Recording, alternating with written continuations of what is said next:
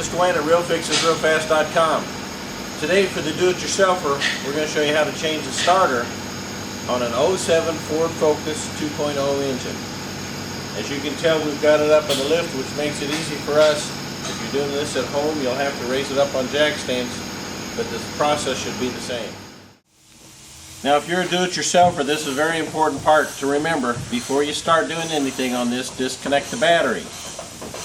Whenever you disconnect the battery, always take the negative side off. Don't take the positive side off. Take the negative side off and swing it away so it won't touch on the battery.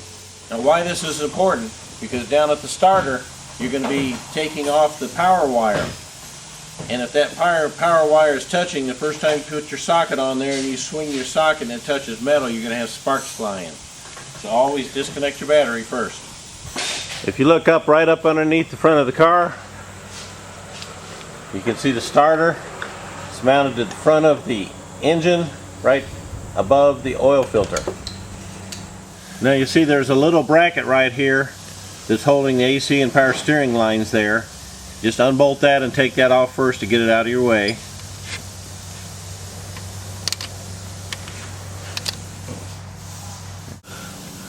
You've got an oil pressure sender right here that you need to unplug to get it out of your way. Just tuck it up and out of the way. The starter's held on by one bolt at the bottom and one bolt at the top. Simply take them out.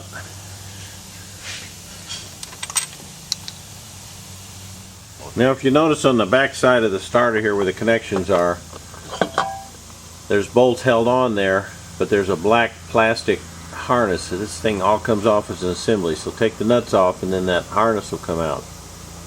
The little one is a 10mm nut and the bigger one is a 13mm.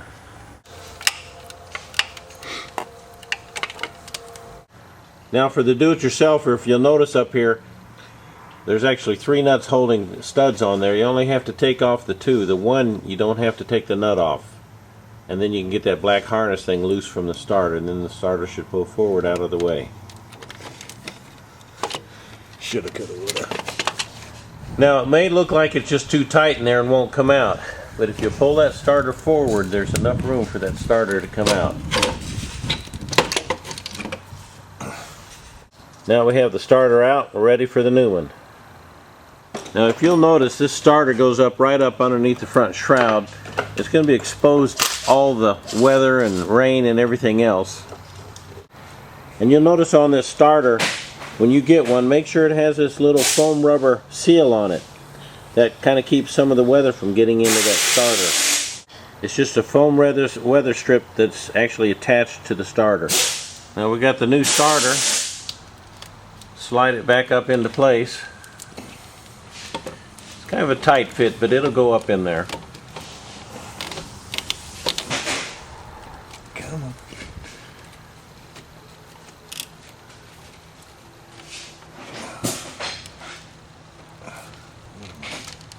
Button against. Oh, I see. There we go.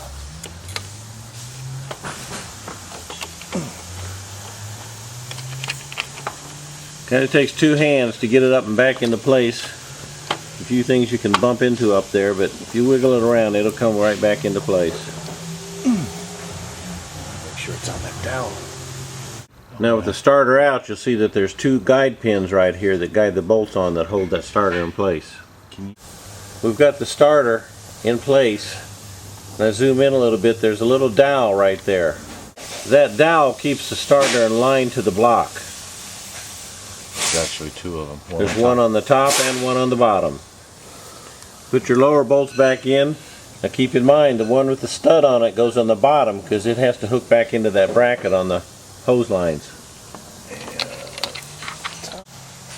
The top one you kind of have to do by feel because you can't see it very well. Now while we're talking about there, the bottom one goes in this hole and it has the bracket. The top one, once you get it up in there, you can't hardly see it because the starter itself's in the way, but you can feel it and goes right in that top hole.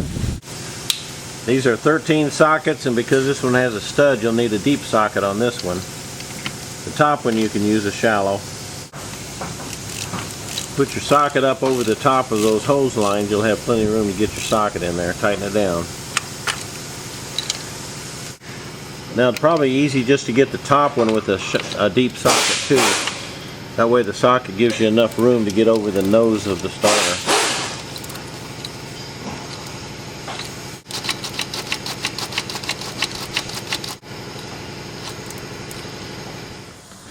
Now again, if you look at this, where the connectors go in the back of the starter, they're kind of built in and molded into that plastic housing. It kind of all goes in together. You have to finagle it around a little bit, but you'll get them right over those studs. There we go.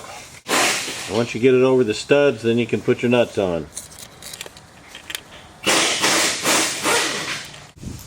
Now you can see we got the nuts on it. Now you just have to put your socket on it and tighten it down. Maybe.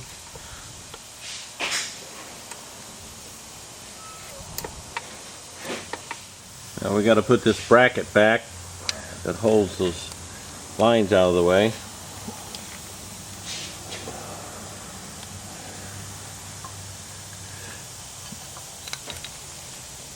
Now if you notice this lower bracket, it's formed to fit around that hose, so just bring it up there and put it in place. Make sure you don't have it in a bind, and it should fit nicely.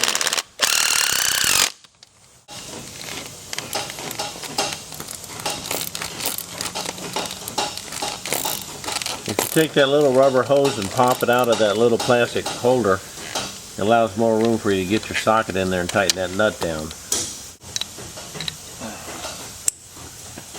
Plug in your oil sending unit, and you're done down here.